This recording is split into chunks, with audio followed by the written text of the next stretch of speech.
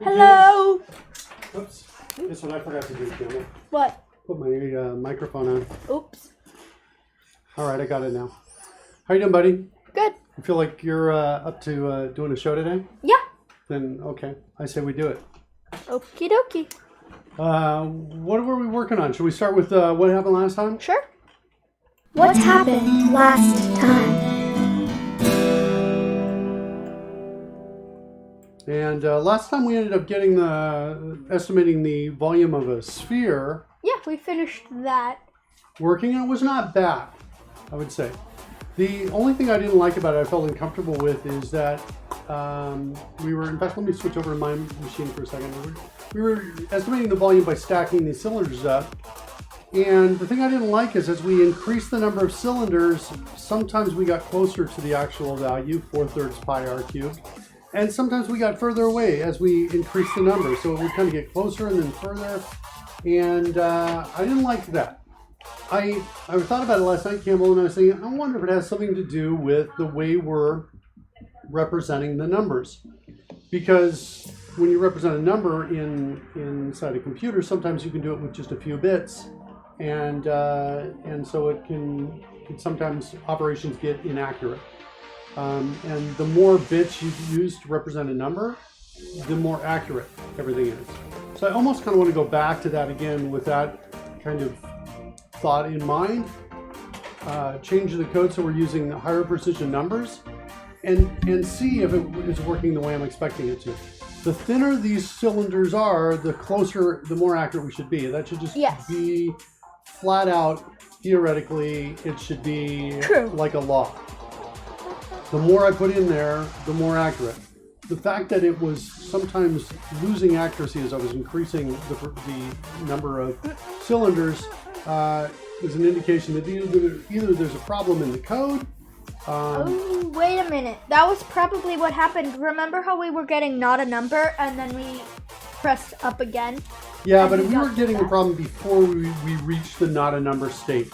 But That's yes, true. You're right. But I think the not a number and then we got through that was part of the problem, or was something. I think there's something there that we want to be taking a look at. The problem caused that. I do.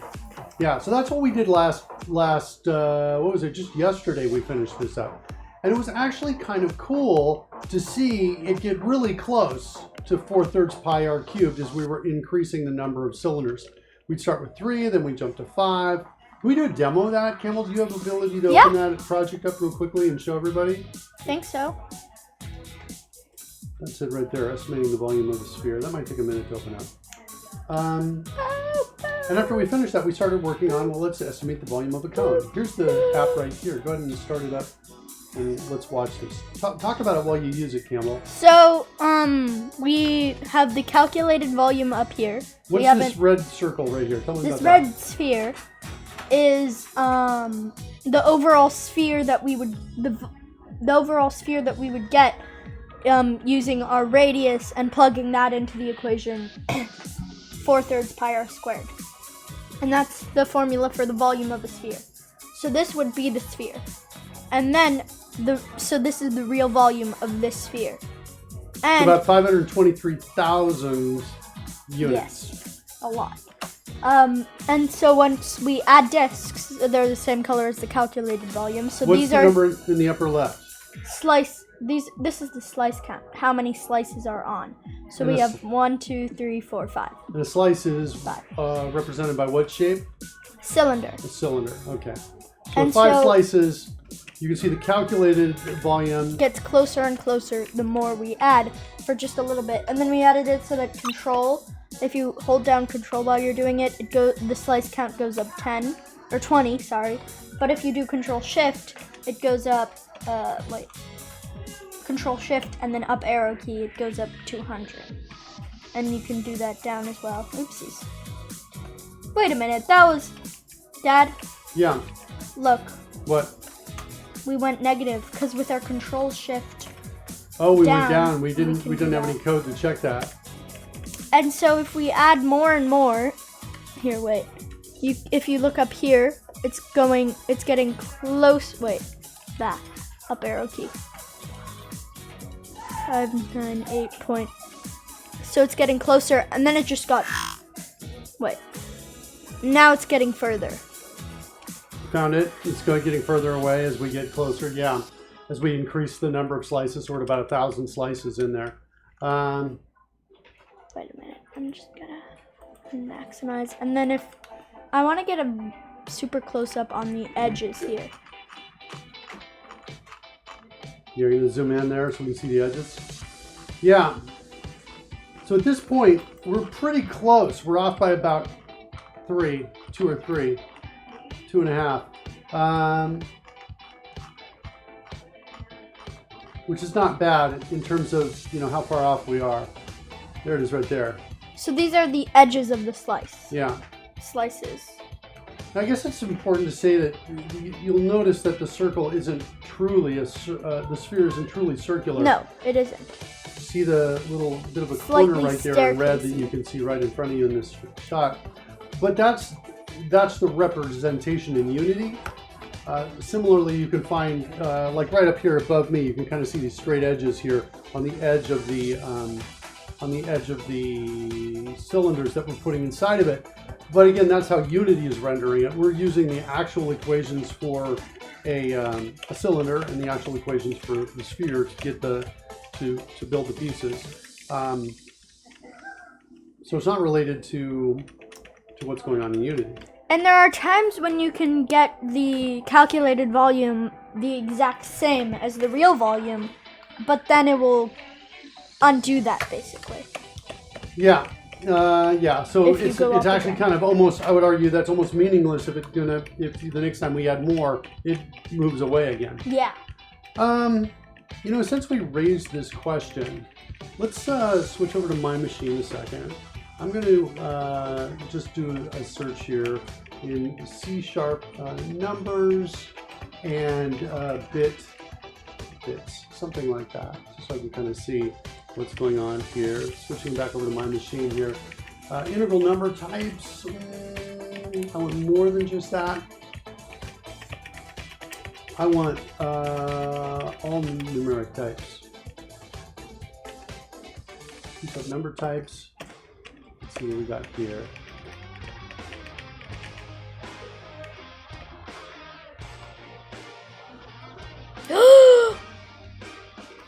What? So I went negative. Wait, Let me control switch back over down. to you. Got the one slice. Yeah, I got it to 1 because I went negative. Wait. And then I just went positive by 1. Wait. Yeah, well, I suppose we could go to one slice.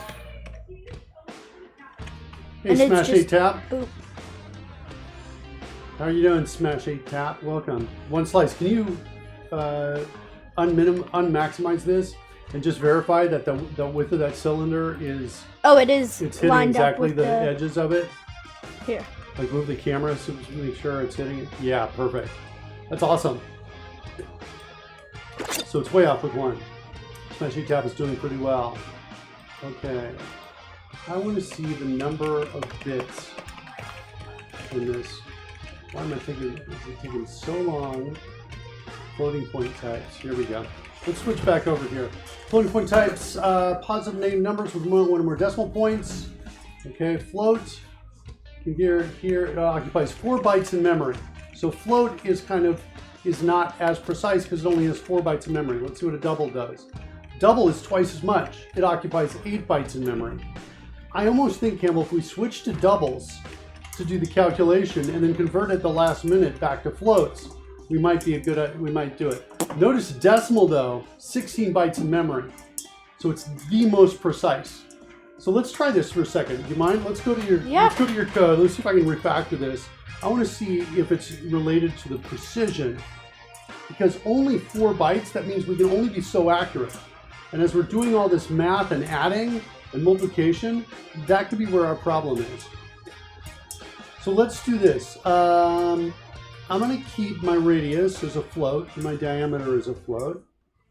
Wait, let me switch back over to your machine so everybody can see what I'm looking at. Oh, sorry, yeah.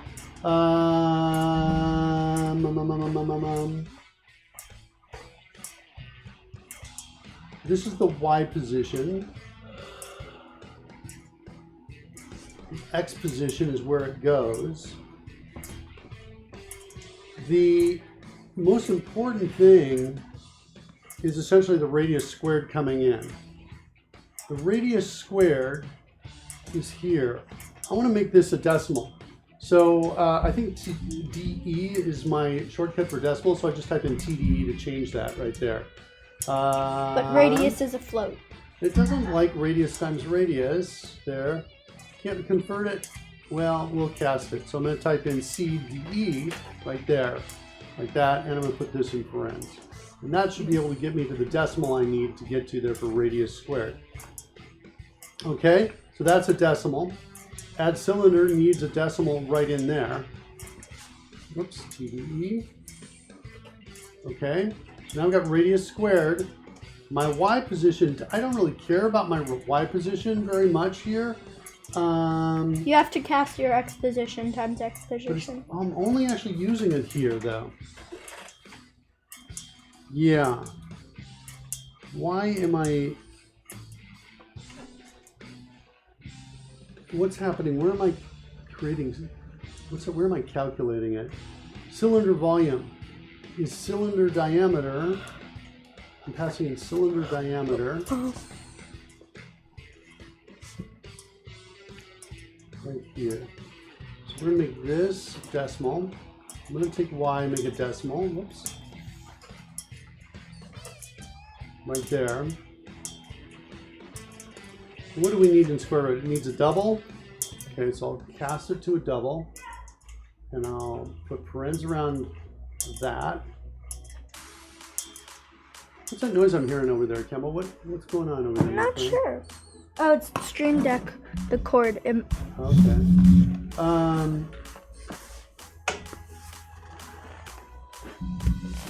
And I think my problem here is my X floating position is two floats. I think I'm going to make this a decimal as well. I'm going to do that. Let's make it decimal. Like that.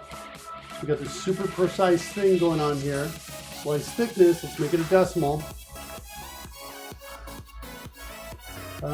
This might slow down the code though.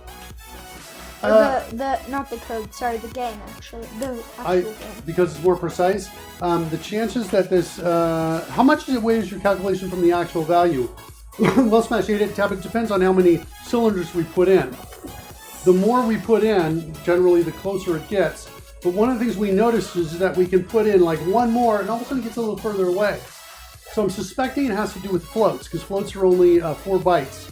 And so I'm thinking, well, let's get some decimals in here, which use 16 bytes, get some super precise numbers, and see if we can get rid of the problem. That's what I'm expecting to have happen here. Diameter divided by slice count. I'm just going to cast this right here. The results of that, like that. Should be good with that. Whoops, I'm going to type in CDE there to do the typecast. And add cylinder, slice thickness. We're going to type in this here. Decimal. And now what is my problem here? Oh, I'm typecasting that to a float. I want to typecast that to a decimal. Like that. Okay, good. Create slice. Now we're going to make this more precise here as well. Pass in the decimal. Pass in a decimal. Pass in a decimal. Right there. Okay, good. The vector. This needs to be a float. So I'll type in CF there. Cast it to a float. And what happens, Campbell, if I've got a very precise number and I cast it to a float, what happens is it'll kind of truncate it if it has to. Does that make sense? Yeah. It loses some numbers. It loses some data from it is what's happening. And in general, for positioning things, a float is fine. It's nice and efficient. It's only 4 bytes. But since we're doing some precision calculation, this is what I think the essence of the problem is here. So I'm going to come in here. We'll do this. We're going to... Actually, Y scale fix can be a float, but I'll just cast it right here as a float, like that. Cylinder diameter, we'll cast that as a float. And again, do the same thing here. Get cylinder volume. Now we're down to get cylinder volume. This is where we need these to be decimals. This is where the heavy duty calculation is occurring right in here. So there and there. I guess I'll typecast that to a double. I'll downcast it to a double there. And I will make this a decimal. I guess decimal has a multiply method. I think it's got an operator overload for the multiply that does it, I think, is my guess. But I'm not sure about that. Are you thinking there's actually a method called multiply? I don't see one in there for multiply. So, all right, so we're here. We need to typecast that as the result of that as a decimal. Like that. And then we're going to return, and this is going to come back with a TDE, a decimal, right there. Get cylinder volume. And then we're going to do this, and then we're going to say total volume. That's becoming a decimal now. I think I'm done. And we just got to make sure it comes out there. I think that's it. Let's save it. Can you run it for me, Campbell? Yep.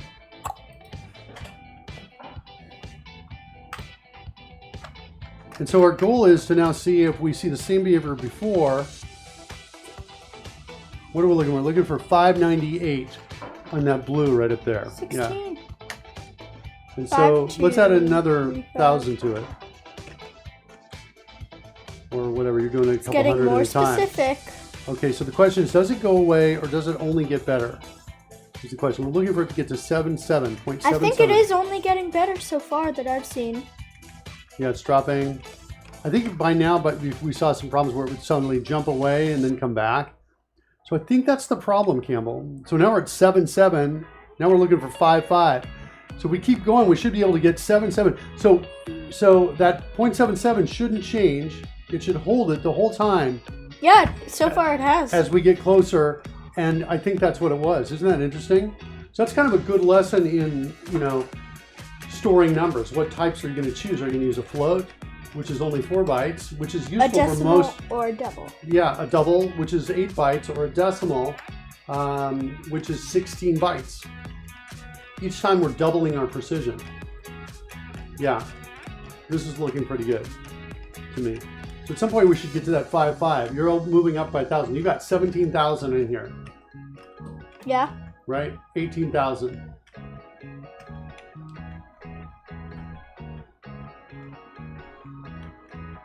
So with 18,000, we get to 1, 2, 3, 4, 5, 6, 7, 8 digits of precision in terms of calculating that volume. So if we did not know the formula for a sphere, if we did not know it, we could use this technique to get pretty precise numbers. Pretty. Right? If I told you it was 523,598.77, you'd be like, okay, that's more than I need to know at this point. All right, that's cool. However, whenever I'm giving an answer for one of my math classes, I always use the most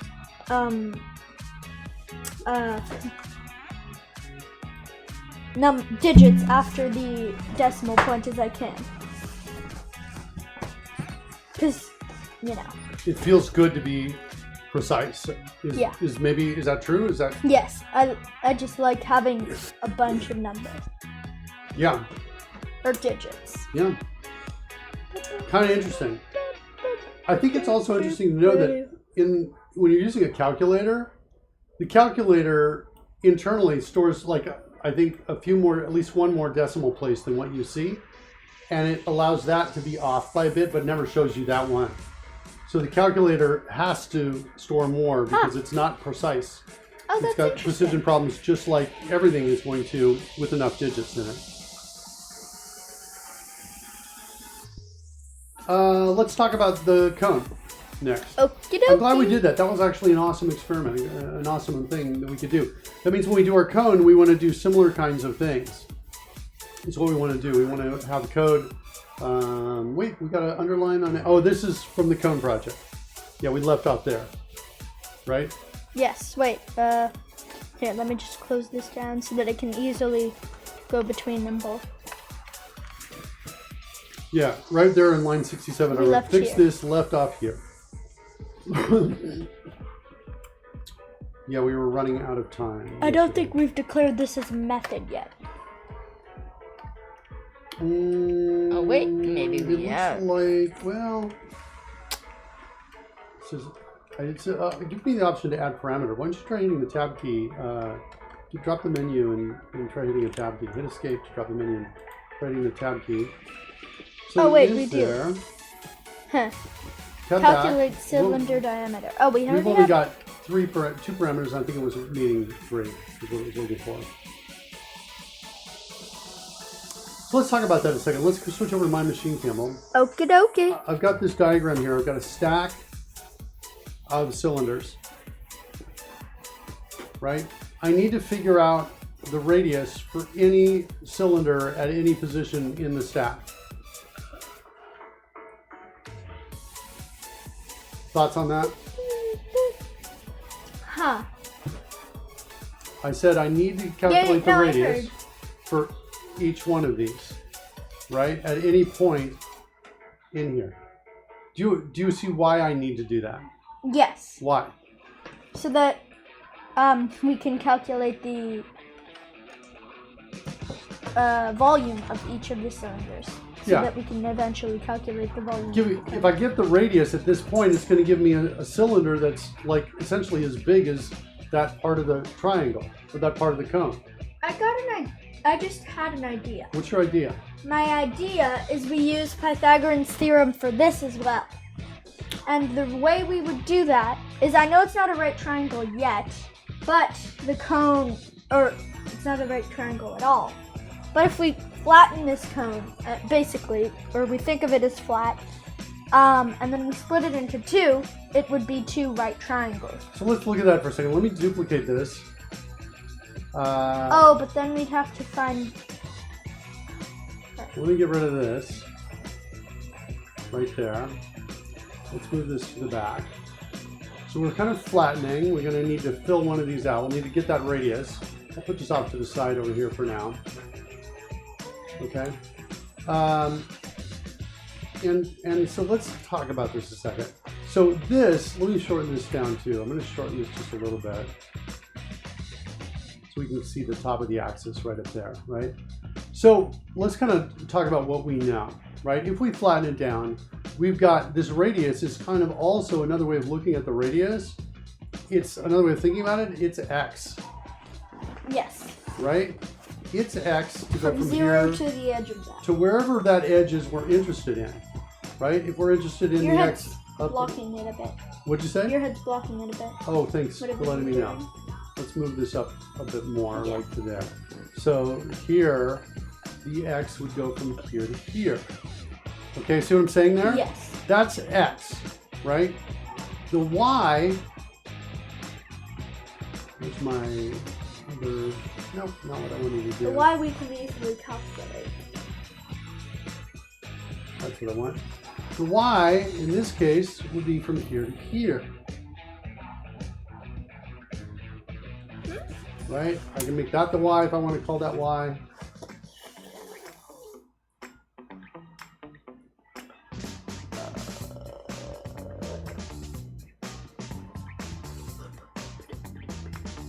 Right? That's the y. Right there, to get to that point. Mm-hmm. So I'm talking about a point. Right? That's the point right there. Let's make that red. Make this outline a little bit dark red right there. Oops. Come on. There we go. So that's it right there. Let's take these two, bring them up.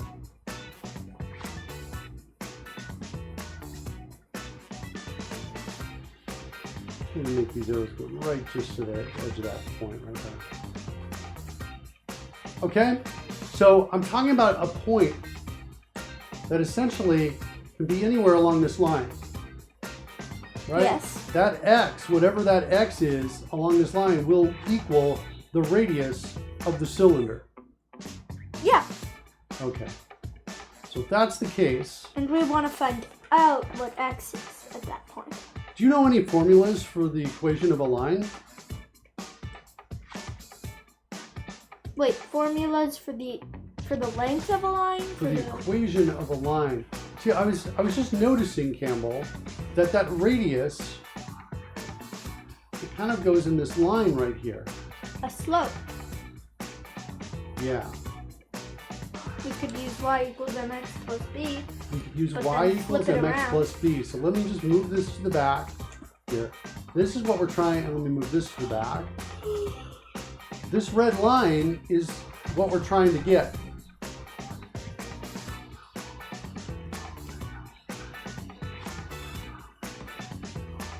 There it is right there. That's what we're trying to do. We're trying to find it. So for any x position, there'll be a y, and for any y, there'll be an x. It's a line, right? And you said that there's an equation you know, which is what? Y equals mx plus b. And tell me about that. Tell me what you know about this equation. Well, I know that m is slope and b is y-intercept. B is the y-intercept.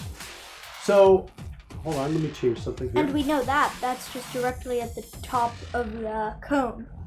So B is right here. Yes. You agree that right. B is there. B And we want to find out what m is. is right there. Let me just get an arrow right here so I can see what B is. Okey-dokey. So there's B right there. Right? That's B. Does B happen to equal anything else that you see on this in this diagram?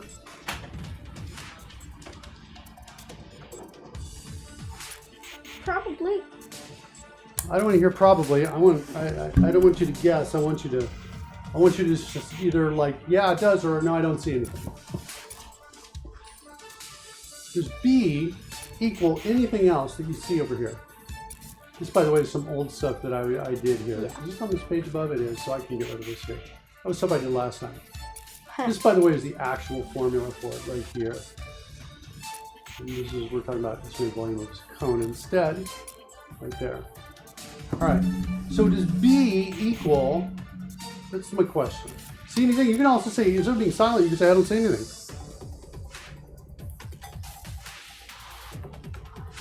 No, I don't. Cool, I love that. That's a great answer. What if I do this? Does B equal to anything now? You see? Yeah. What do you see?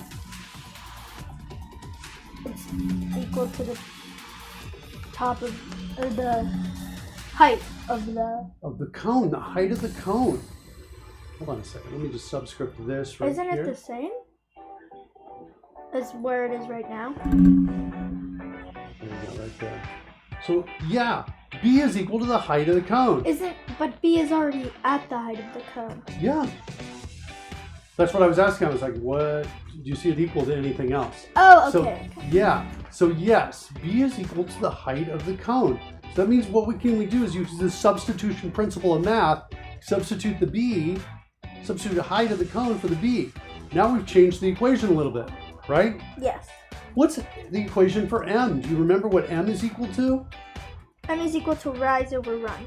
Okay, so M is equal to... Delta y over delta x. Or All right, rise divided by run. Let's see if I can, I think I'm not going to be able to, I'm going to have to kind of manually do this here. Let's get a line between the two, like that. So M is equal to rise over run. Let me just take this weight of this, increase that, change it to black so it's kind of matching.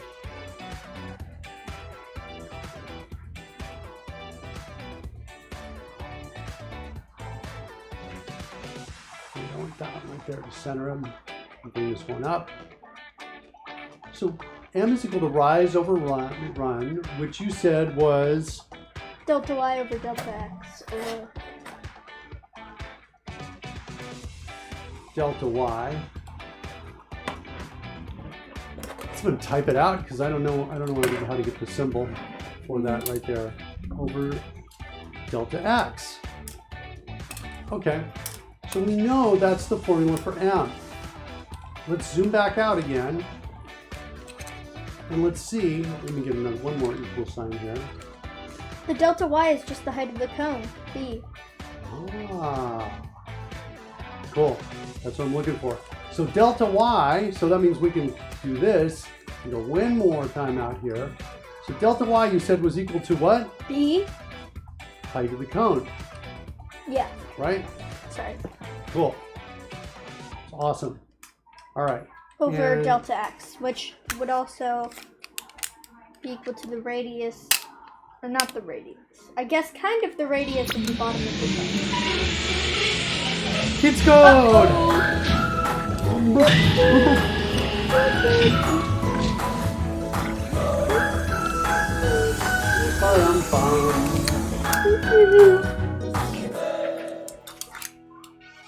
So what's the change in x?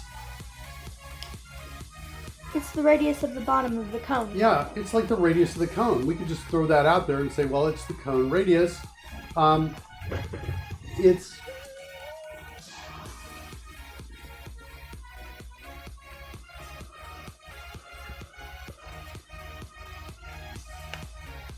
which we can get easily. yeah, it's radius of the cone. It's also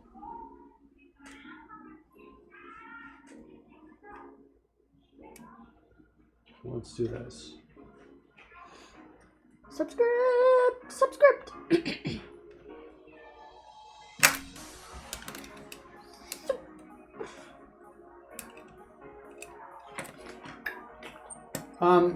Yeah, it's the radius of the cone. And when I say radius of the cone, what I mean, Is the radius at the bottom? yeah, exactly. Yeah. It's the radius of the bottom. Good job, Campbell, for figuring that out. That's not obvious. We go drop that down there and say that's going to be our radius of the cone. And we're going to give us a from there to there. Okay? So now we can take this and substitute it for m, right? Use that substitution principle of math. If this is equal to that right there, then I can take that one right there. I can take that and put that in for the m. That's what I can do. Okay? So let's do that. Rambling Geek is rating a party of 6. What'd you say, Campbell? We're going to have to make a transform for the cone to get all of these to get height cone and radius. A transform. Tell me about that. What does that mean? A variable of type transform, and then assign it to the cone. Gotcha. Welcome, Raiders. Pew pew pew pew. McNerdius says pew pew pew pew pew pew. Campbell and I are working on visualizing math inside of Unity with C#. Thanks for the raid, Rambling Geek. Campbell is my son. He's 10 years old, I think. Yes. I got it right. I think he- 974 is now following. Thanks for the follow. And we're kind of going through some math here to figure it out. What we want to do is we're trying to build something that does this. Estimate the volume of a cone right there by stacking a bunch of cylinders, getting the right height to them. Yesterday, I kind of thought, I think it's this formula, but I'm not really sure. What we're going to do is we're going to kind of keep going on this and trying to work our way through this to see if I was right yesterday or not. Let me put these right here. And we're going to substitute. So we're going to come in here and say, well, y is now equal to height of the cone divided by, I might do this, divided by radius of the cone.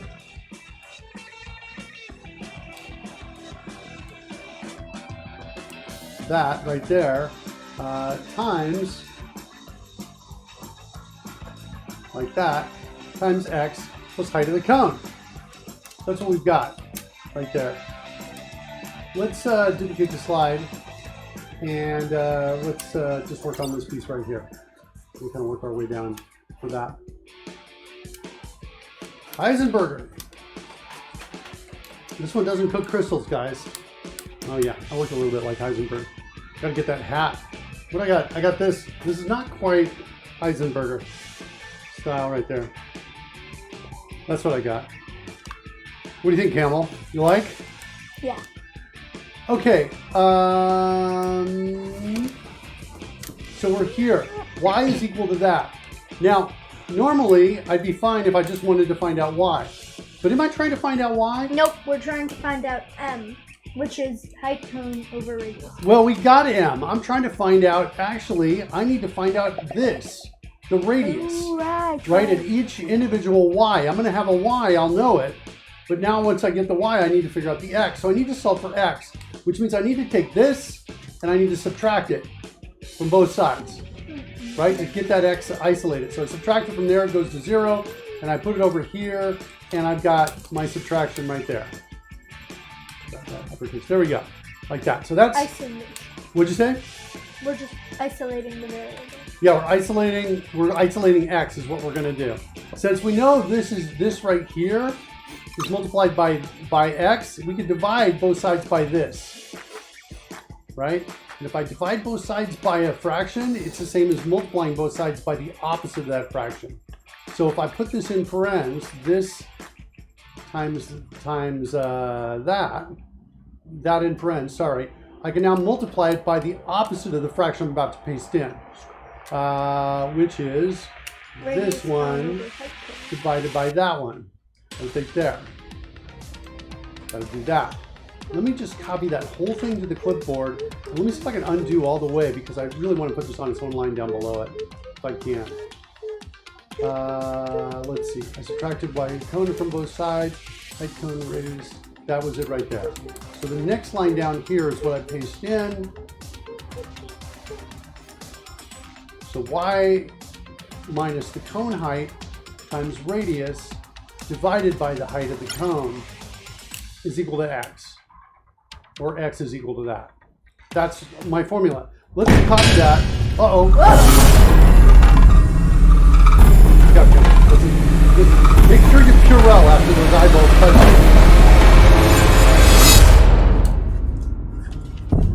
Okay. I think it's okay.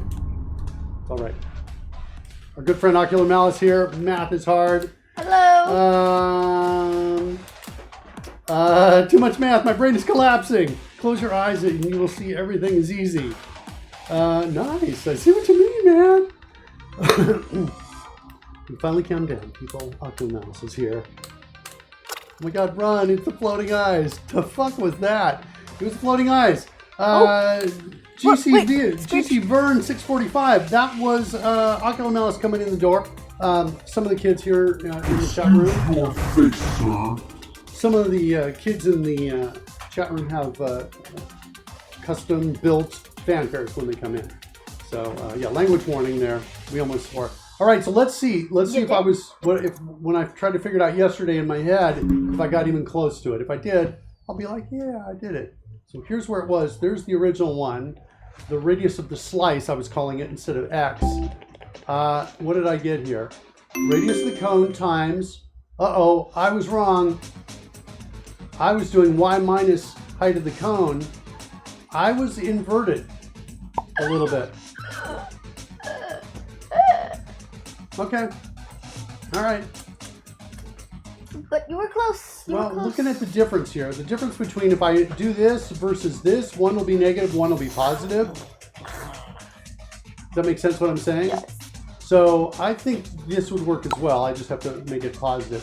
So anyway, we're going to use this one that we just kind of figured out. So we use y equals mx plus b to get to here, to this point right here. And that's going to get us to the radius of the cone. All right? All right. Now that's our review. Let's go back to the code. What you got for me over there, Campbell? Where are we? What are we going to do? Huh. I don't know. But, oh wait, we have to calculate the cylinder diameter. So we're going to have to make a few variables first. Ocular Malice says, I'm older than both of you combined. I don't think so, man. I'm pretty old, man. I've been old for a long time. But I'm a murky one compared to Campbell. Sounds like a scary marriage. I'm not even sure what you're talking about. Let's me back here with Vern 645. All right. It is what it is. Okay. What do we need to do here? You said I'm not sure. Yes, but I think we need to create a transform for the cone. Okay, fine. And we don't need the one that's the sphere. Can you tap the next reference on the sphere, see where we're using it? I'm not sure that we are. We'll just hit the tap key. Nothing happens, then Nothing we can delete happens. it. Let's delete it. Okay, cool. So we've done that. Let's kind of scroll down and look at each method we've got there. Also, do me a favor.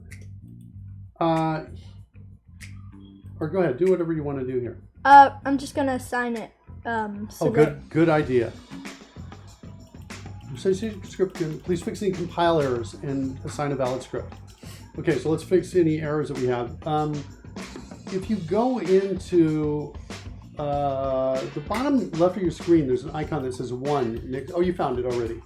So I think this is only looking for 3 arguments, but we have 3. Is it looking for 3 or oh, I thought it was only looking for 2. No, look. Hit Control Shift Space. The it says no overload.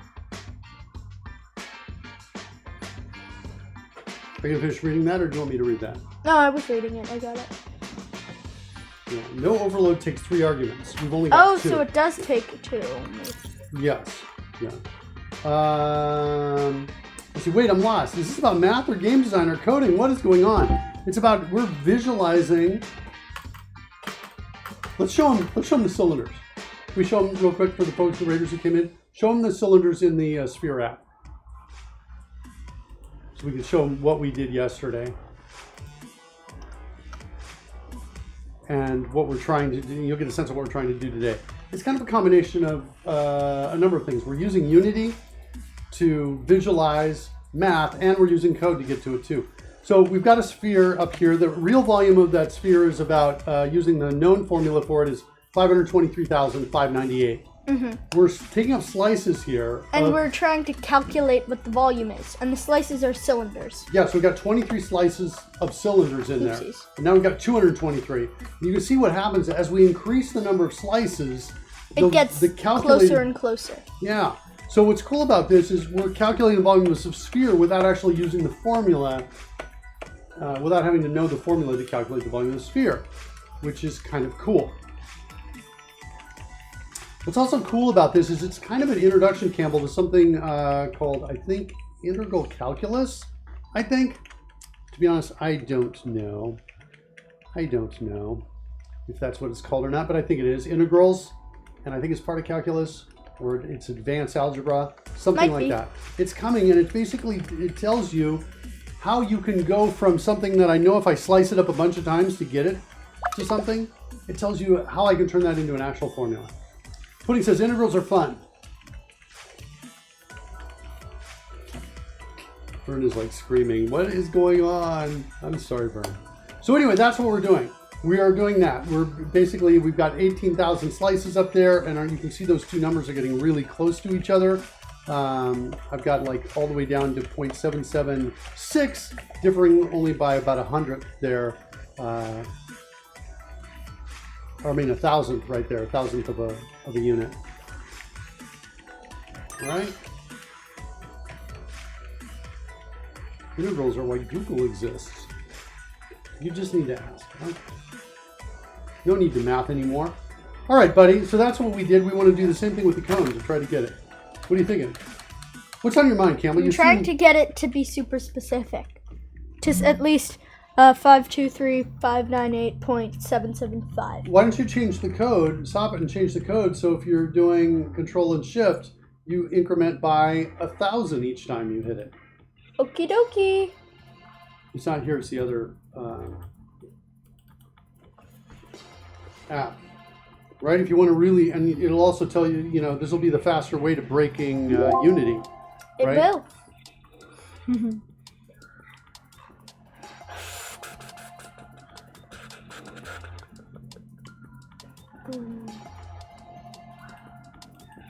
There we go.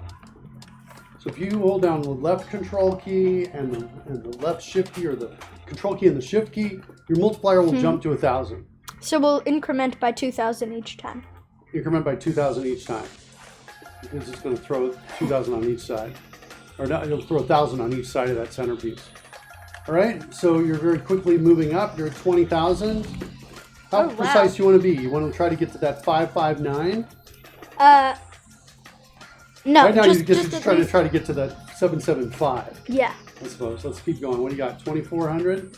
So what's cool about this is we've got 26,000. What we're doing each time he presses that up key, we are deleting the 3,000 objects already on there. They're all tagged. And then replacing and then them. adding it with another 3,000 plus another 2,000. Is it getting slow? Yep. Yeah. Cody says, looks like it exploded already.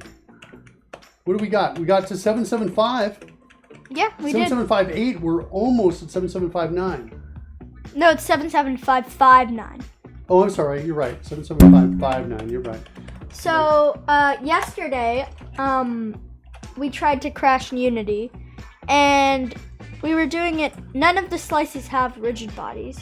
But when we added rigid bodies, it sliced super quick. The physics engine just couldn't handle like 2,000 or something, it seemed, right? Yeah. What was the limit? I think it was 1,000, actually. Yeah. Things were tough. It didn't fully crash Unity, but it got really unresponsive. All right, so that was cool. Okay, we just created about 30,000 objects there, and we got really close to that, to getting that result that we wanted to get. So I got my formula here ready to bring it in at the right time. Let's go figure out, see if we can figure out in the code for our cone project where that's going to go. Okay, so we kind of copied some code over, and so we need to kind of look at the code and see if it makes sense here. Can we scroll up? Let's look at each method one at a time as we go down before we fix it. All right, so we've got some things up at the top. Let's just look at the fields we've declared at the top. We've got a constant called live slice. That's going to help us track any live slices that we create. Yes. We've got a Boolean on line 10 says need to rebuild. And we set that's true when we need to rebuild. Yes, when every time that we add another 2 or another 2,000 or another... Right, anytime we change slice count. Yeah. Okay. Slice count is next. It's set to 3, which for a sphere makes sense. And I guess it's a good initial value for a cone as well. We've got a transform for the cone. You just added that. Yes. We've got a radius. That's the base radius of the cone. Mm-hmm. The radius of the cone. At the bottom. We've got some UI text out there so we can specify what the slice count is. And we have a slice prototype. I don't know if we've set it or not, but we have to make the code compile first. So we've got slice prototype. Got a start method. We don't need anything there. No. We've got diameter, just a property that returns radius times 2. So we can access diameter down below. Okay, yeah, cool. Let's get rid of it if we don't need it.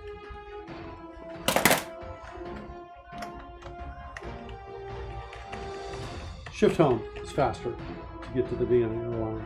Shift home. There you go. Shift home and shift end are great ways to work with the line. All right. Destroy previously graphed slices. We know that works as long as we tag them when we create them. So line 26 is what I'm looking at right down there. Magic tab.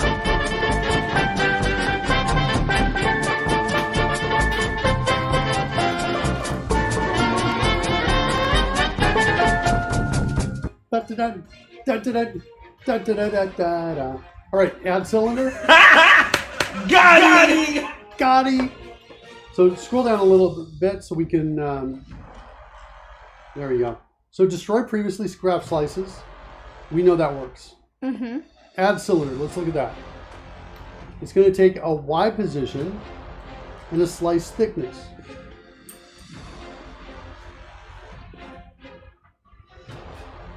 I think that's good because we know it's always going to put it in the. I think before this was X position in the other piece. Yes, and I think I may have changed this already. Adding to the side of it. Now we're adding on top of it. Yeah, so I think we're good there. I'm not sure about cylinder diameter. What's going on there? Oh, I've got a to-do that says calculate the cylinder diameter. Ha ha ha!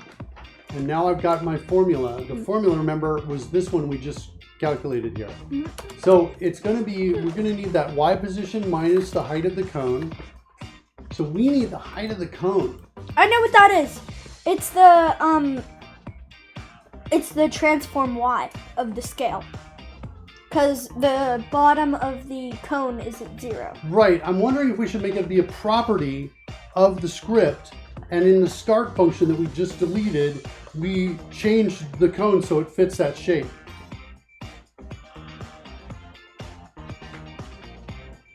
Okay. Let me show you so you can visualize what I'm talking about. We've got this float radius. Okay. I'm thinking about adding something called height. And then I'm thinking about coming in here, creating a method called start, right? The start method we got rid of. And right here, I want to say, hey, cone dot, well, this is the transform, right? So we're going to say dot, what is it, local scale? Yeah. Equals a new vector 3 of, and we're going to say the base, we got to figure out its diameter. Actually, they've got the diameter right here. Ooh. So what do Whoopsie, sorry, that was me. That's all right. That's how we do it. My stream deck's just. I realize that Bewitched is all about cocaine. She twitches her nose and magic happens. Oh my gosh. I think you're right, Ocular Malice. Okay, so we need a new vector here, and I think it's diameter. Gosh, we did this yesterday. I'm not remembering. Which was the one we changed? It was Z. We changed Z to make it taller. No. Make the cone taller. It was Y. It was Y. It was Y. So then this is the height right here. But we also rotated it 90 degrees because of Blender and Unity being so different. I think we're going to be okay. So I've got there diameter, height, diameter. I think that's going to do it. We'll try it when we run it and see if it works or not. Okay. Cylinder diameter. You know what? Let's come back to this. Let me show you something that we can do, Campbell. We can comment this out and comment this out and find the line that doesn't work and comment this out and just run it. Because all I want to do, I'm going to come back to these, but all I want to do is test this line of code out. I want to see if it reshapes it. Okay? So can we do that? Let's. Yep. And I.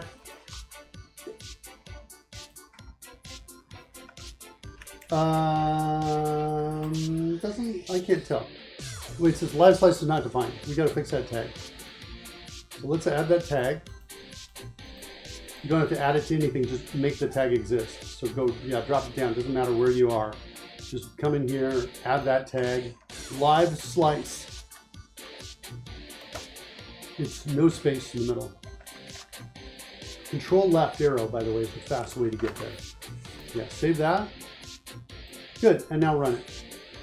And actually, wait, before we do that, click on the game logic. I want to see the script. I want to see the properties of the script for game logic. Yeah. Radius and height, set those. Because otherwise, if this works, it should disappear.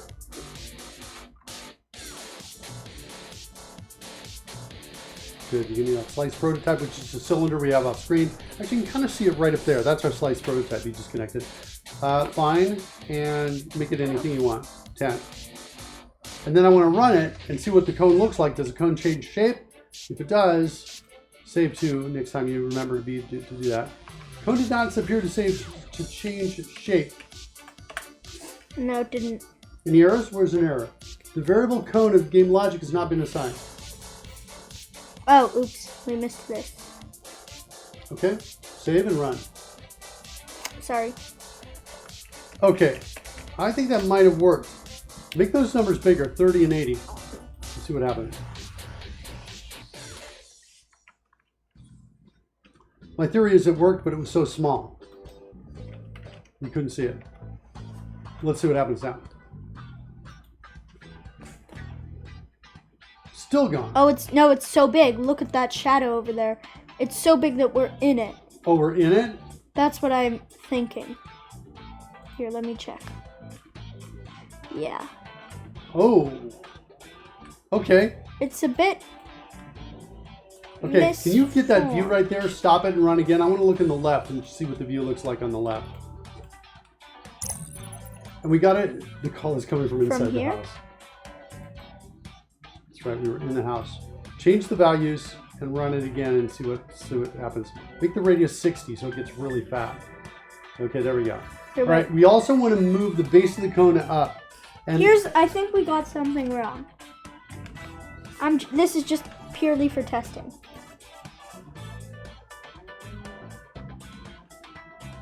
Yeah, we did the wrong thing. Gotcha. Okay, well, let's look at the cone right now and find out what the right thing is to do. Let's stop the game. It's Z. It's were Z right. that we change, is the height. Nice. Control X.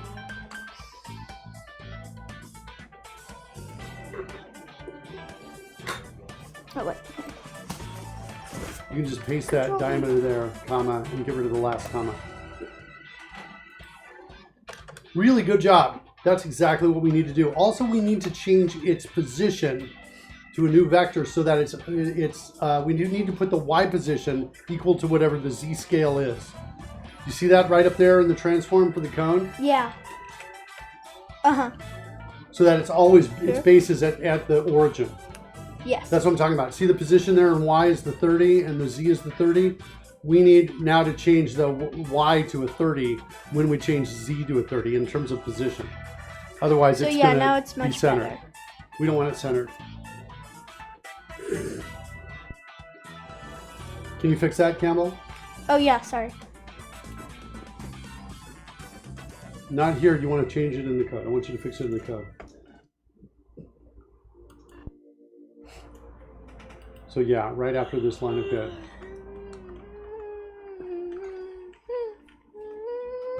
It's going to be cone dot local something, local position, I think, right? Yeah.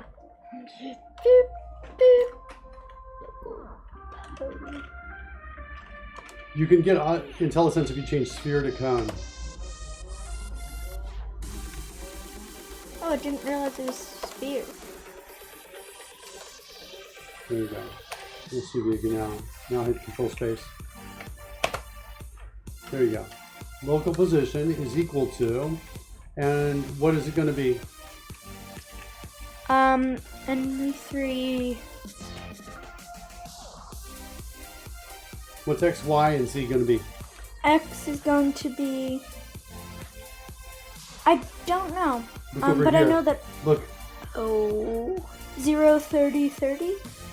No, Or, look. wait. Watch what happens when I make this 80. Watch what happens. I'm going to make Position. oops. Come on. For some reason my mouse is not liking it over here. It keeps moving over. I can't. Are you not moving the mouse right on me, are you? No, I'm not. Okay, here we go. 80 there. And now let's change this to 80. It will be at the bottom. Yeah, so we have to set it to whatever the scale. Right, and so now you know what your X and your Y and your Z need to be. Okay, so try and fix that. Okie dokie.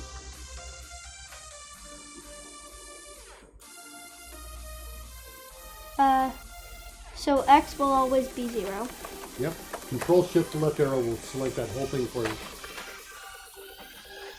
You can hit escape if you don't want these to be linked up anymore. If your caret is on them, you can hit escape and that goes away. All right?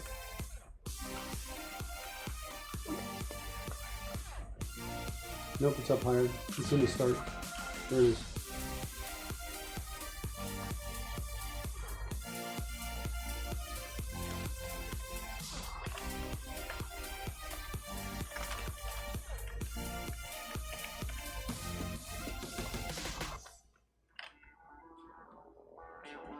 No.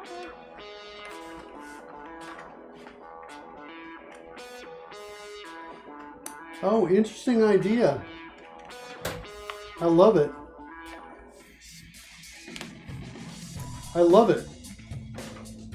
That should totally work. Save it. Wait, what was your idea? Well, that local scale Z, it's height. We could just do that. It's the same thing, right?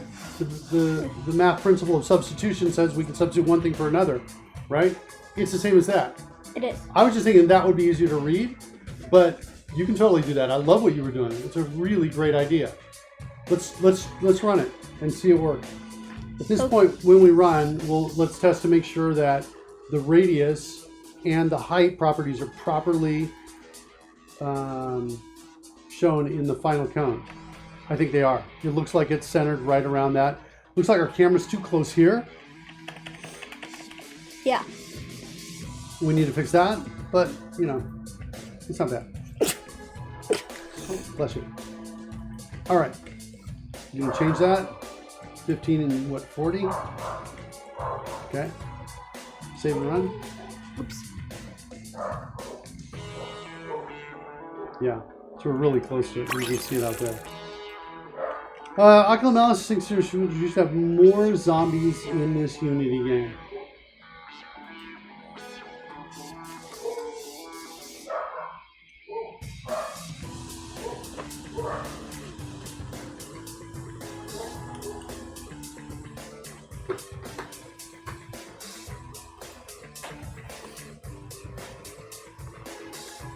Okay, what are your thoughts? Let's change that. Let's keep the radius at 5. Change the height to 10. See if the whole thing fits inside.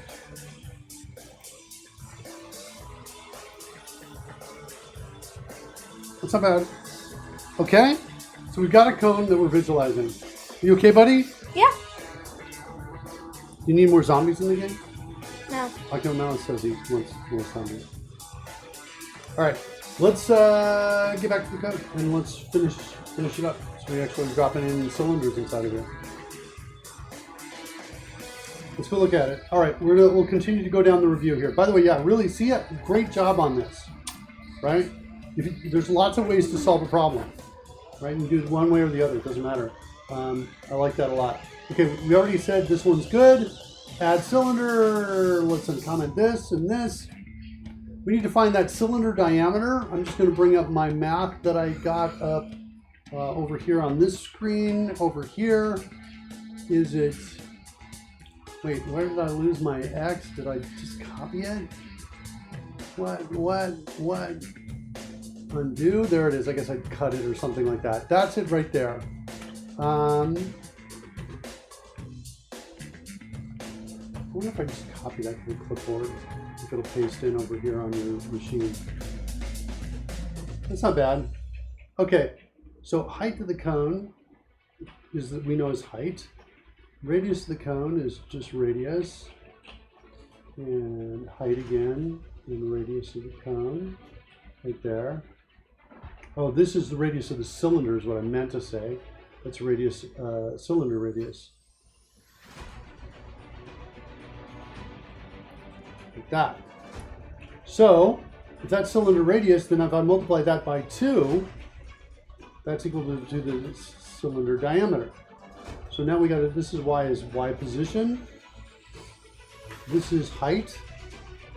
This is radius, and that's height. All right, there's our float.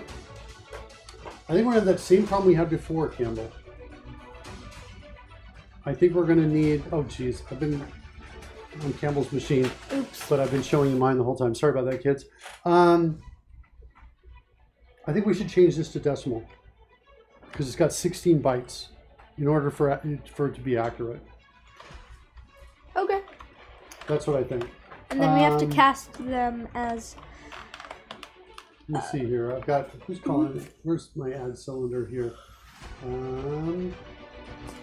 We commented that out as well. Let's look at rebuild, and we'll start with rebuild, and then we'll come back to add cylinder. See what's in here. So we've got destroy previously graphed slices, good. X position. We're going to come in here, make it a decimal. Radius squared, make it a decimal.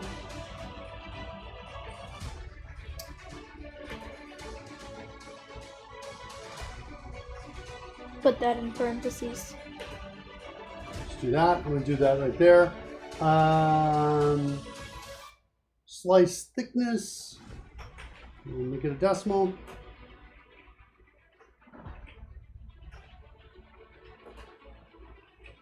I'm going to do this here for the individual pieces right there. That should do it. Turn each of those into decimals.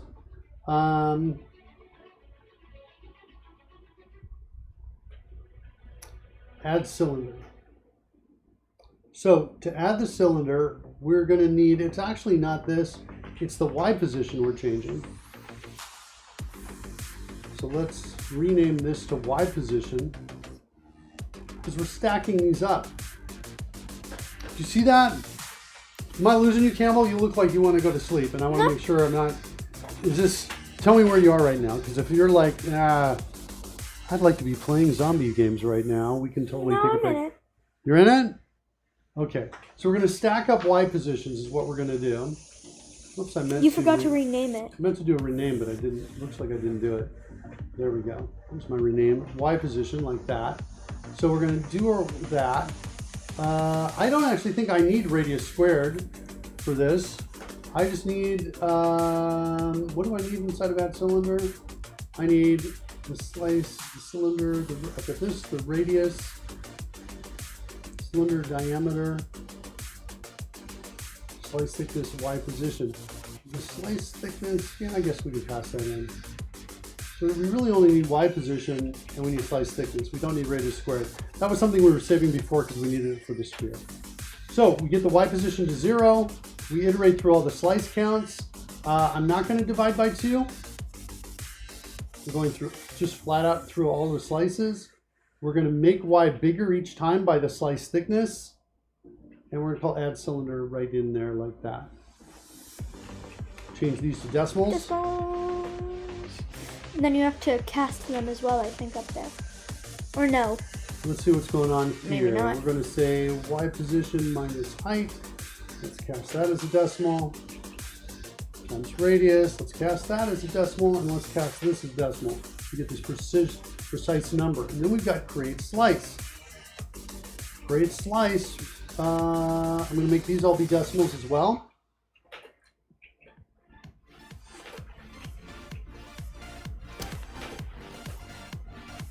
And this is going to be Y position.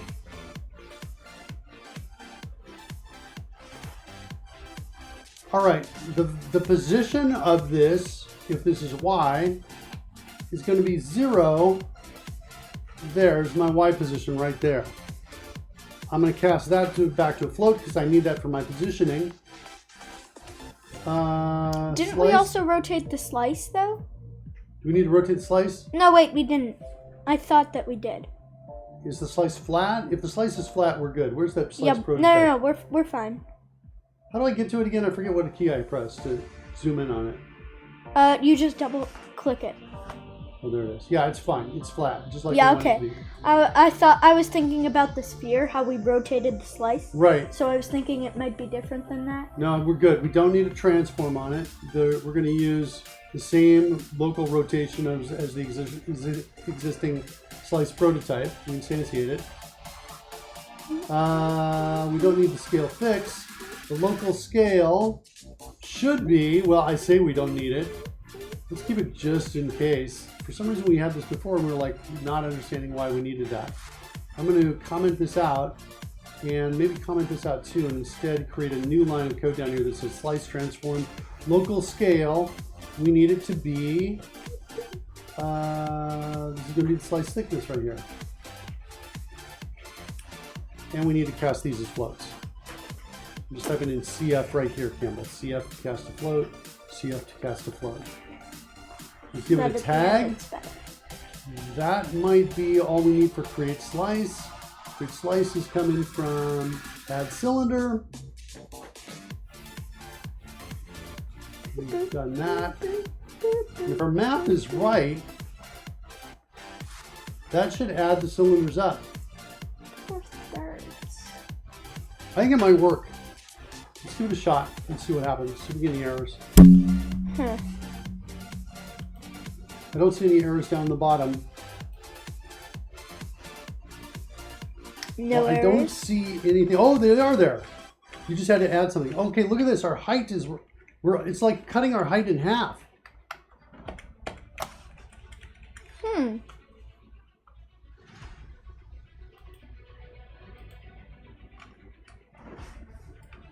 It's cutting like everything in half. You're right. Was it because of the Y scale fix that you changed? No, I commented that out. Yeah, I know, but is it that you commented it out that it's not working? No, because that would have divided it in half even more. It should be bigger, not smaller. It's super interesting.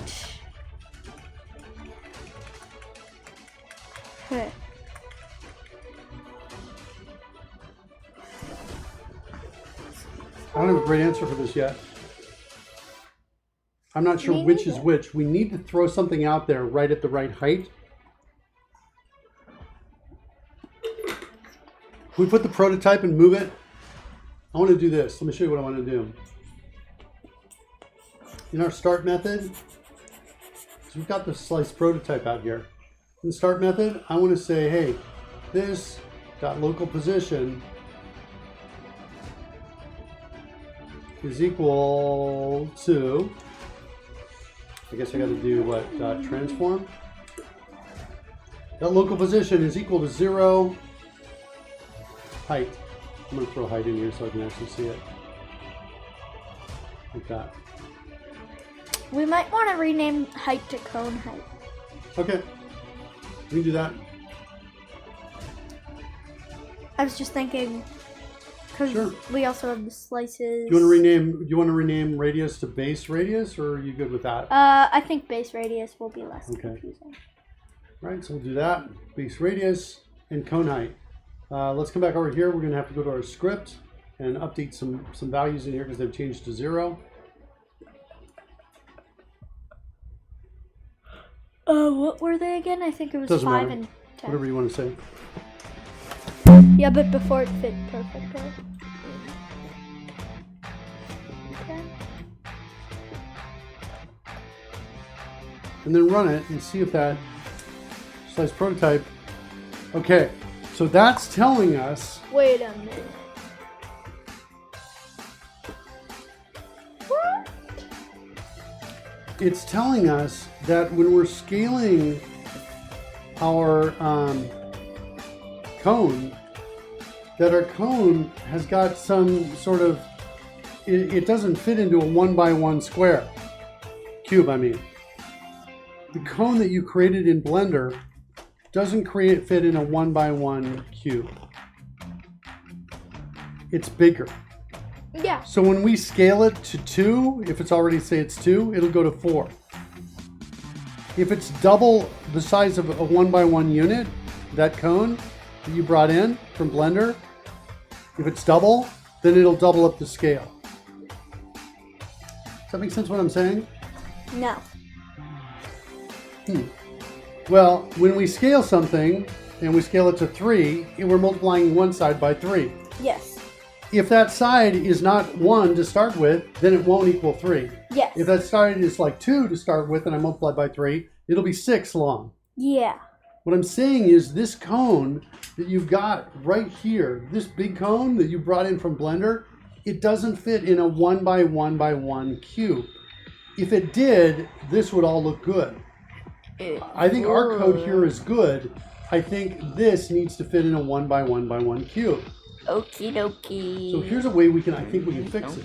We can create a cube, I think. Its size is 1x1x1. We can take the cone and put it inside it, I think. And then scale it so it fits. Can you try that? We might want to do it with an empty game object. Okay, that's fine too.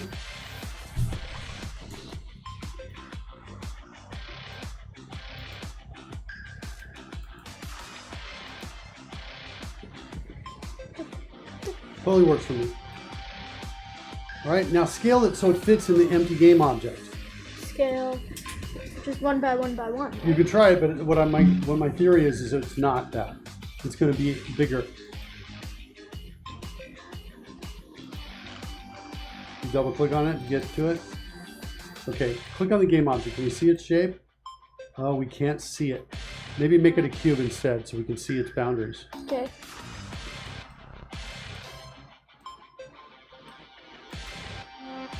You can cube it for a second too if you want. Let's make a cube. Let's put the cone inside. I bet it's bigger. Yeah. That's why. This is why. So scale this so it exactly fits inside. That's what I want you to do. It might be easier to use the mouse. All right. Grab that X label and change it. No, this was fine. 1. Let's not worry about X. Just get Y working. Oh yeah, Y No, is it's not not right. Y, it's Z. Get Z working, and then we'll fix X and Y. Now I have I Oh, think wait. it's an position. optical illusion. I think it's 0.5. I bet it's 0.5. Look at your Z is so close to 0.5. All right, move the camera before you move it. I think it might be totally aligned with the base. See it? Look at that. And look But at the top isn't. But look at the top. Let's double check it. Move the camera. I think it's totally aligned with the top. Look at that. See it? It's just almost totally lined up. It's totally lined up with the top. Look at that.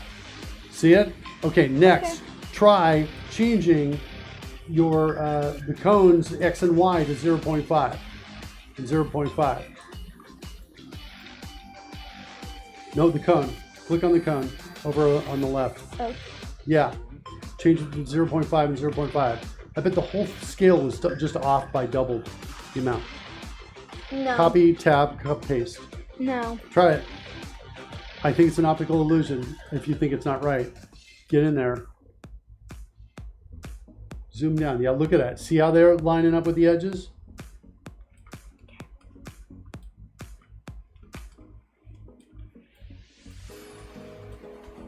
Okay. Now that we've done that, well, we can't do that. We have to put it inside that object. We now know that we have to take the, we need the cone inside the game object, and the game object scale's got to be what? We don't.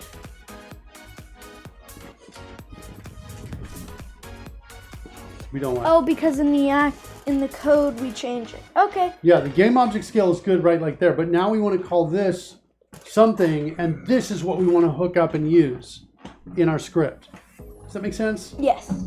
Because now we've got a 1 by 1 by 1 object in here. So maybe inside there, rename. Here's what I want you to do. Well, I'll do it if you don't mind. When we come in here, we're going to rename this. We're going to call this cone model. And we're going to come up here. And call it cone. Yeah.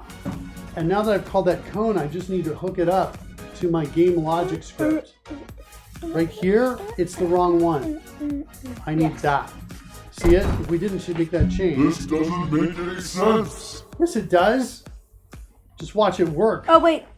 Sorry, that was my stream deck again. No worries. Accident. No worries. Let's go ahead and run it and see if it works. Okie dokie. Yeah, I think we're good. And I think this time you're going to see it fit. Oh. Wait, why didn't it go out over there? Do we need to... I'm not sure. Him has a stream deck? He does. For the show. Okay, let's go figure it out. No. I put the cone in. Can we go back to the game logic script? The cone is there. Wait, can I do a test really quickly before we do that? Yeah, do you want to change its position to 0, 0? Maybe we're not... I thought we were zeroing in that.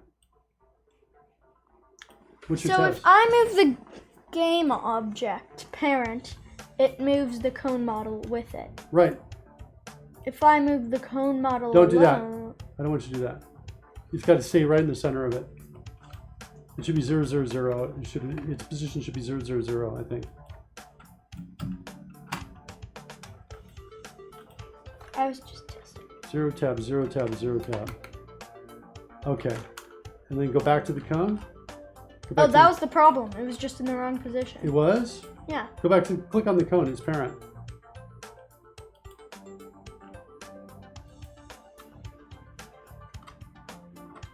And then, okay, so let's go ahead and run it. You think it's working now? I do. No, it's not. But it's closer. No, you know what the difference is now? Hold on, I know what the problem is. Now, because now we don't need to do this anymore, it's this, I think, divided by 2. I'm just going to do this. I think that's it. And I think that's the fix. Is that right? Am I right on that? I think I'm right on that. Try changing the numbers up and down.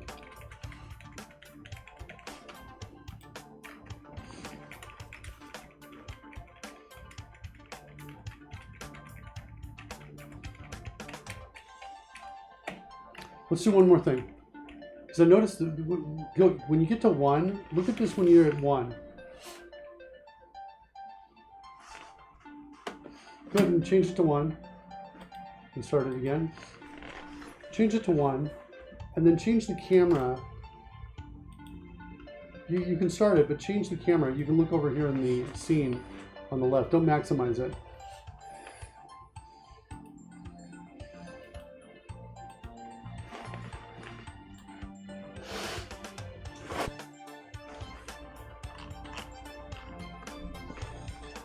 Okay, add one slice.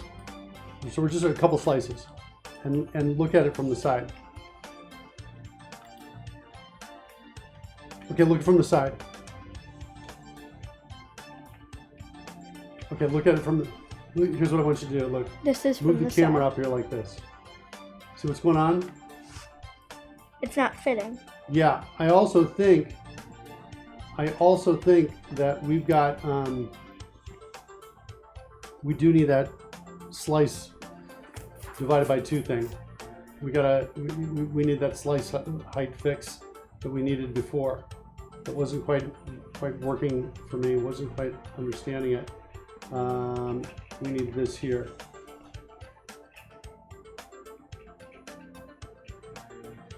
We'll try that there. And this is going to be, cast that to a float. Let's run that. Save that and run that. Let's see what we get. Look at it from the side as you add some. How far down does it stick below? Okay. A bit still. Yeah. I think what I want to do to get these 2 all fit, well, I think I just need to change the offset of the very first one. I'm going to do this. Remember we had that Y offset start right here? Let's make Y offset equal to slice thickness divided by 2. And let's see what happens with that. Run that for me.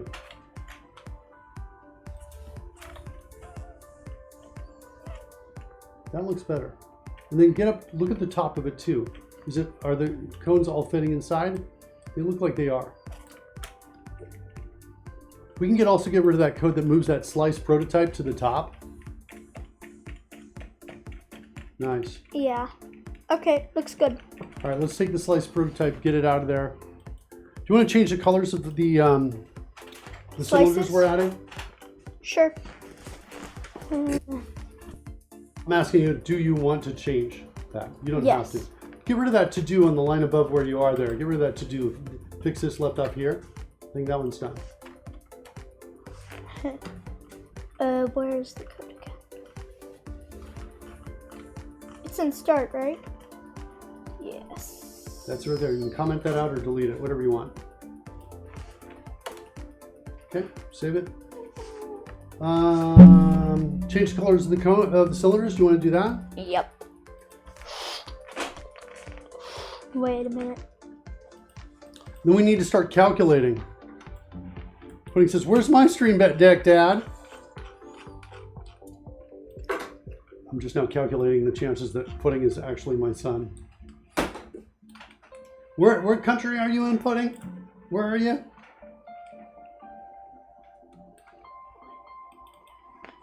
Okay. Slice prototype. Peruvian. Ah! I don't know. I guess it's possible.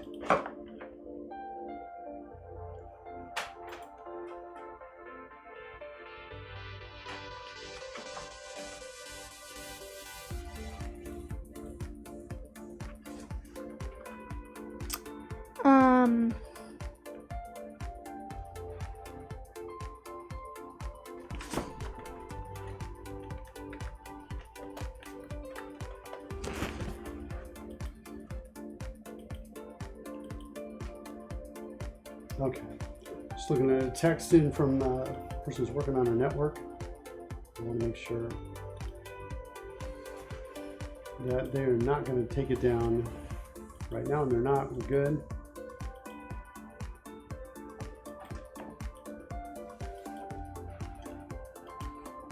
Nice. Are you creating transparent material? Did you Yes. attach it to the?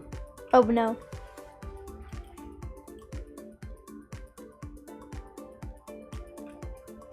All right. Let's try it.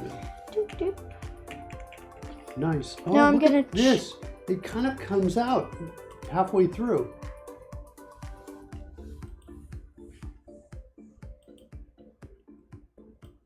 What are you doing? This is the cone material? Okay. Yeah, I'm just changing it to a red. All right, cool. Just so that it's, I guess, easier. I wonder if it's because of the camera angle. I wonder if you can move the camera around in the other window. See what happens.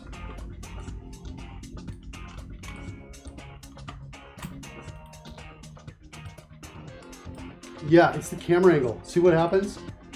It's the camera But angle. I do find that cool because you get to see half of it as the regular shape and then half of it is the calculated amount. Yeah. No, it's cool. All right, we need some text to show the our calculation. Yes. Also, our slice count in the code, Campbell, it doesn't need to go up by 2 each time. That was something we needed for the sphere. But for this, we can just increment it by 1 if we want to. Oh, right. Wait, what's happening here? I'm adding text. Oh, right, of course. I'm sorry. I was like, So txt for calculated. Calculated volume. and then estimated volume. Real volume. Real volume. Okay. So calculated means we're kind of estimating by adding up. Oh, sorry. Yeah, I'll change that. Okay. This is going to be real volume. Real.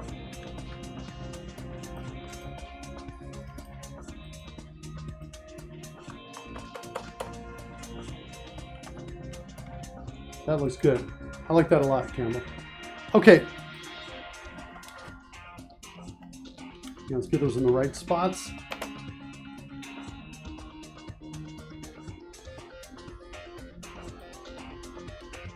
Let's match the estimated, you're matching the colors. So the slice material is matching the purple.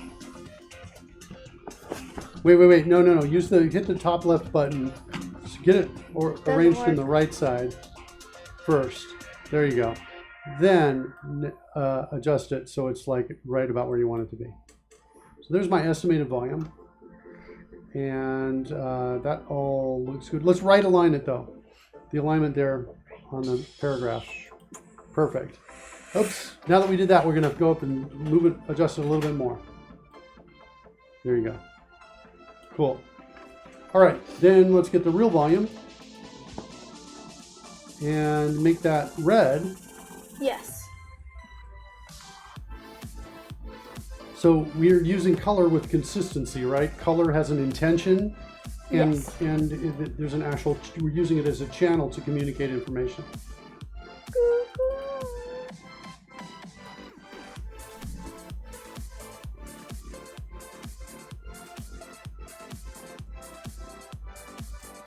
Okay.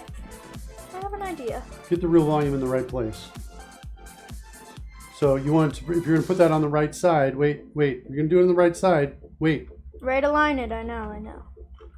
And up Yes, here. do those two first, then do position X last. Good. Now get your position X right where you want it. Perfect, Campbell, perfect. And now. Change the color of that.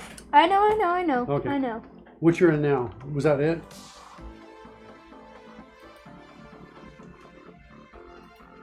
Oh, look at you. Did you lock one of those? Where is it? Maybe on another monitor? Did you bring up another inspector on it?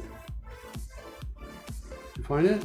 No, it didn't show up on anything. I think you right click and choose properties. Alt P on it right there. Oh, maybe. Wait. Okay. That's what you were looking for, right? Yep. Okay.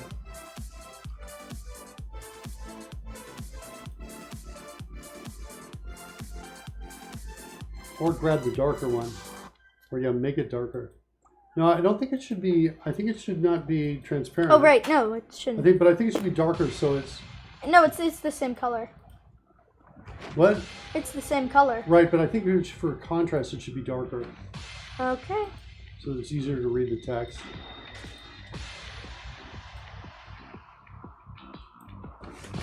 Yeah, I think it's good. Let me just check.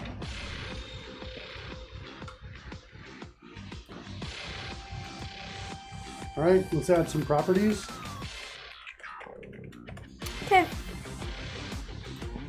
I wonder what would happen if we gave the text a rigid body. I think it's because it's parented by the canvas, nothing would happen. But I bet you could put it on not parented by the canvas, and something would happen. It would bounce. Something pulled it, or it would fall. And if there was a surface underneath it, it would bounce. We can try that if you want. You can try it right now.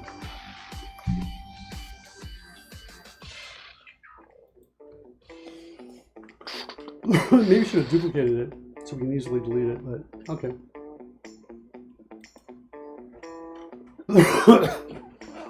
Yep, use gravity, and now. You need to see it first. We don't see it in. Although it looked like.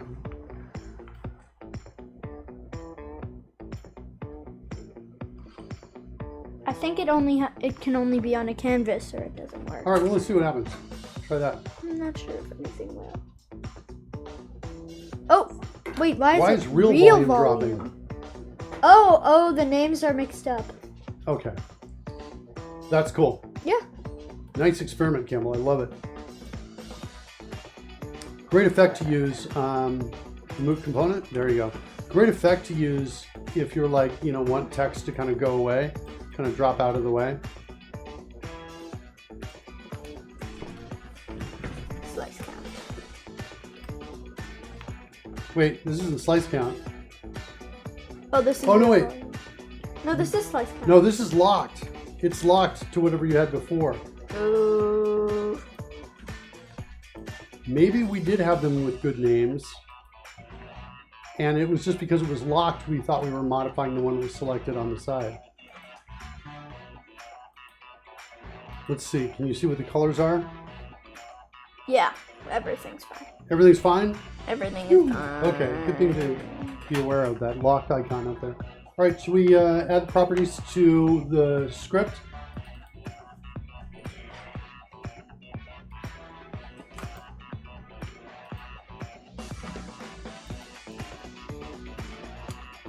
Yeah, let's copy that.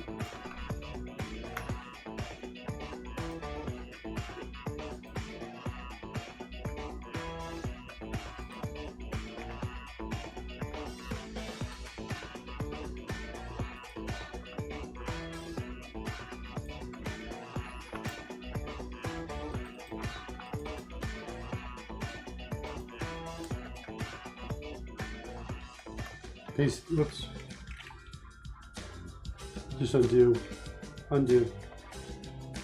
or yeah, and then select slice count and paste it. Yeah, I think you just hit enter before you pasted it, that's all. Oh, you know why? I think here's what you did. Remember before you had hit enter? When Yeah, you did the because there first was one? text as well, but then Text wasn't time selected the next Yeah. time because Coders was seeing that you were yeah, that's- modifying it.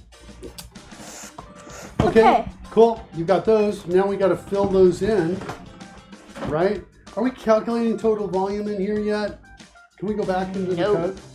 No, we are not, I think. I do not think we are. Do you mind if I move my mouse on your machine, or do you? Oh yeah, you got to get those hooked up.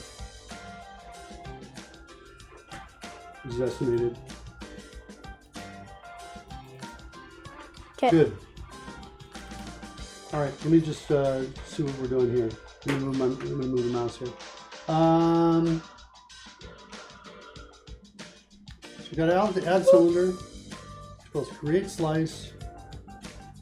I'm Yep. not sure if we are calculating. We're absolutely not. So I'm going to drop a marker here. I'm going to come up here. I'm going to create a total volume here. I'm going to type in VDE, variable type decimal. Total volume. Calculated or estimated volume. like that.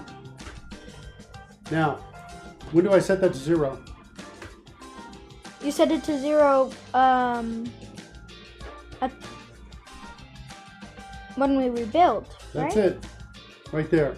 Set it to 0 there. Okay? Then when I call add cylinder, I'm going to call create slice. In here, I'm going to say total estimated volume plus equals the cylinder volume, which I haven't declared yet, but I'm about to do it. I'm going to do that. It's a decimal type as well, so I'm typing VDE. Cylinder volume is equal to,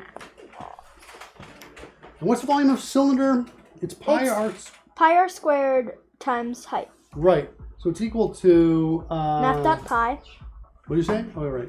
Math.pi times the radius, which is Math.pow.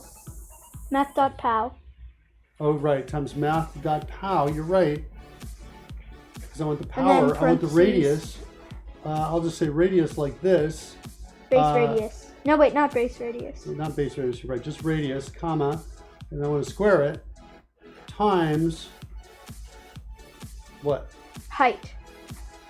Kind of. Cone height. It's that.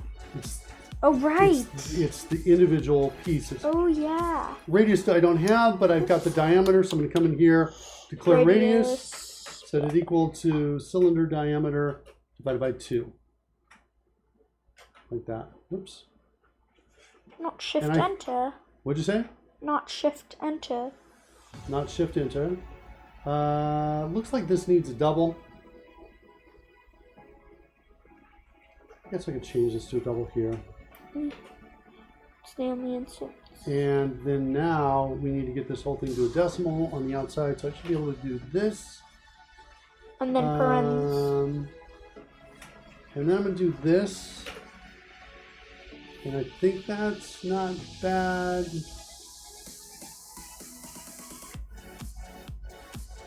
What do I need to do here? Also do that.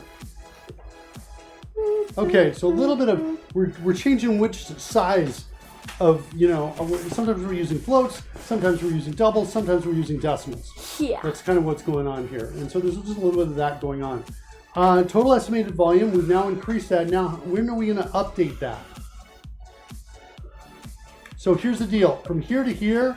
Every time we add one. Yeah. In fact, I could extract this right here. And I could say, well, maybe not there. I don't want to do that. But this right here builds, I'm just trying to look at an extract method piece for this right here. Let's do this. Let's put this down here. And let's take total estimated volume, bring it up in here. We're going to say create cylinder stack. You like that? Is that okay if I call it that? Yeah. Create cylinder stack. And then right here, I want to extract this. Call this update the user interface, the UI. Like that. And so now my question to you is, where else are we going to put, where are we going to put the code that modifies the text, those text elements we added to the canvas?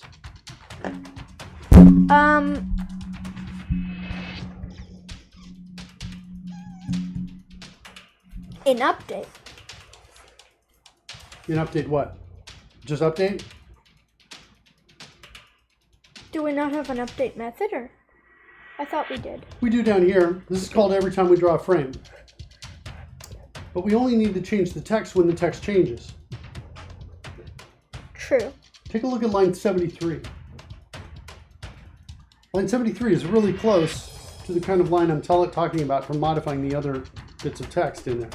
It's in that method I just extracted called, and I named it update UI. Oh, where we... We've got a marker here, in and I update just want to UI. call your attention to these two. We added them, but In we're never update setting their UI. values. So if you copy that to the In clipboard... update UI. Huh? In update UI. Yeah. So it would be something like this, and then you got to put whatever you want to put inside there. Right? So the estimated volume goes here.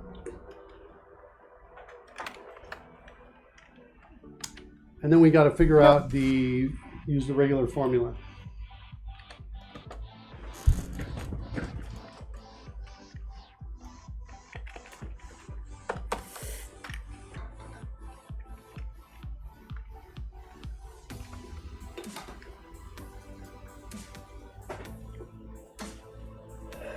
Okay, so the regular formula, it's all of it's total estimated. Oh. Exactly, from line 60 above. Good job. So there's that. And then we have one more piece of text we need to update.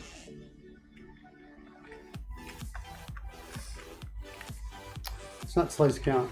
No, I just shift entered. No, I got it. I guess I'm just kind of maybe over explaining that. I think you probably got that. Should be able to get rid of that semicolon and try control space again. Oh, why is there that semicolon? Now try control space. There you go. And enter No, not slice count. actual volume or something like that. Real volume.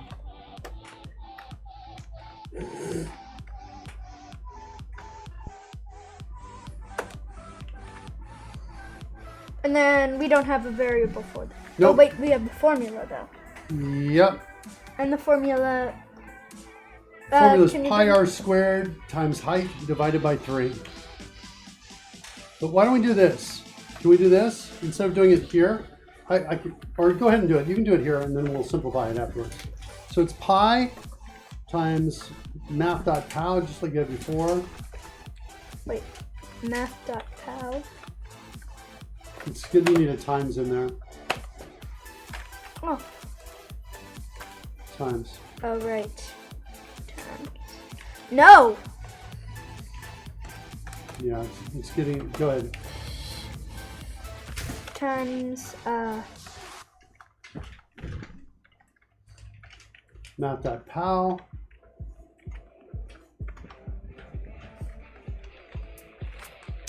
And it is the base radius, I think is what we called it. Down 2 or 3. Down 2 or 3. 1, 2, 3. There you go. Base radius. Okay. Math.pow. and then Times height. And then Times height? Yep. Times, what do we call it? Cone height? cone height, I think. There it is, down 1. Divided by 3. Divided by 3. Yeah. Okie Good. dokie. Yeah, you can do that. You can keep it there. Like that. Let's just run that. See what we got. 7 minutes left in the show.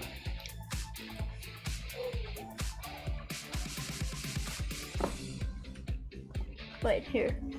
Let's maximize that so we can see it. Okay, wait, what do we got? Oh Okay. wait, I did something wrong. In the code. Good. Save. Uh-oh. Good. All right, let's see how we do. All right, we've got, wait, well, let's stop a second. I just want to see, I want to get like down to like, okay, we got 3 slices. Okay, I want to see how far off we are. That's pretty close. How many slices to get 3 digits of precision till we get it to equals 261? There. Oh, whoa, wait. So about 11 slices 11 slices, for yes. 3 digits of precision. And for 4, we need... We're close, I think. Oh wait, we already did it. Yeah, there you are for 25 slices. At 27 slices, we get 4. And what to 5? How much to 5? I think it's a 7, 9 right there. Can you increment the slices? 42 maybe? Or you're guessing? That's what I think. I'm not sure. I'm not sure I see the connection yet between these. If there's a pattern or not. Yeah, that's what I would think if there was a pattern. Oh, it's already at 65, so no. There. So at 85. I do not see a pattern. I think it's so cool though. Right? I think it's pretty cool.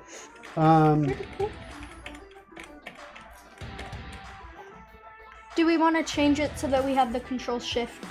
Yeah, go ahead. Make any changes you want. You got 5 minutes. You get to do whatever you want right now.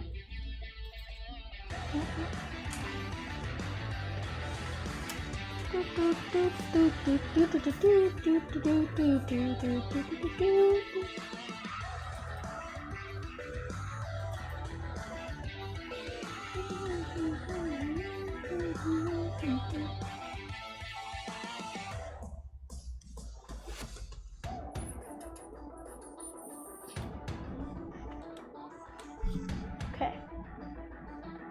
I'm just gonna copy all of update. Would that work? No, don't do that. I don't think so. Just copy from multiplier down to the end of the down arrow piece right there. Copy that. Here? Yeah. I think that's what we need.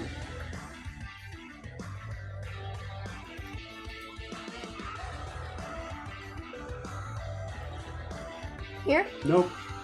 We are gonna keep... Oh wait, no, just Yeah. wait. Exactly. Here to there. Yes. And so we've got that. Another multipliers in there. I want to do this. We don't need to do double times anything. No, we don't. Not in this Yeah. on a cone. Yeah. Maybe just, I'm going to rename this to a step, I think. How big is the step? And then I think I also want to do something like this. I want to say, here I want to make sure, hey, if slice count is less than 1, then I'm going to say slice count is equal to 1. Like that. 3 minutes. I'm not. You got 3 minutes, woman. Gee, What are you doing? I'm just You here. just get out of here. You're welcome. This is a for man my space. present. This is a You're man welcome to man more space little with baby. male energy in here, honey. What's happening? What the? Campbell. Wow. I'm sorry. I tried to get you a better mom. You know, but Tried to. Oh, she's coming in. She's coming in. Punches are being thrown. Campbell, quick! What the? Oh my God! Mimi hit the keyboard. Oopsies. Wait, that was me. All right. I think we were So what do we got? Yeah, so we just added that check to make sure we don't go under 1. And can we try to run it? Uh-huh. Okie dokie.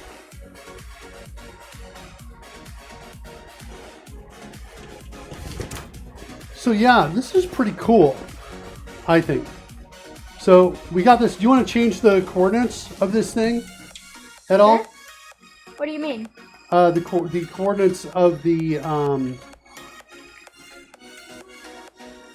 coordinates of the cylinder, and I guess what I mean is dimensions of it.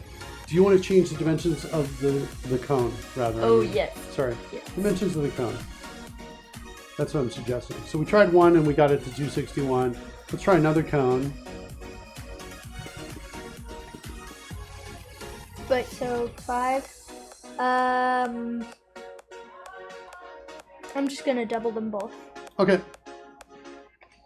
Cool. Might want to move the camera back. I think it will work. All right, cool. Close. It's a good view. Oopsies, wait. All right, already jumped to 100. All right, Sorry, here we that go. was me. So let's just try. Let's drop it. I want to see how close we get with just like 1 slice, and then 2, and then 3, and all. Okay, Let's drop it down to 1 slice. Drop it down to 1. There we go. There's 1. So 1 slice It's pretty off. is pretty off. All right, let's go. And The then next one. up 1. That's closer, Getting but still closer. pretty off. And then that's where we get close. We're like at 2 digits of precision with like 4 slices. is what With 3, it I think. seems. 3 slices, yeah. That's weird. I love this. You know what I love about this cable? It looks a lot like a birthday cake to me. It does. And then it also kind of looks like a birthday hat, the cone. You're right. It does, doesn't it? All right. I'll get a rate going. Get that going. Get out of here. Straight up 12. Okay, so for 3 digits of precision, it takes 11 slices. And for 4, it takes...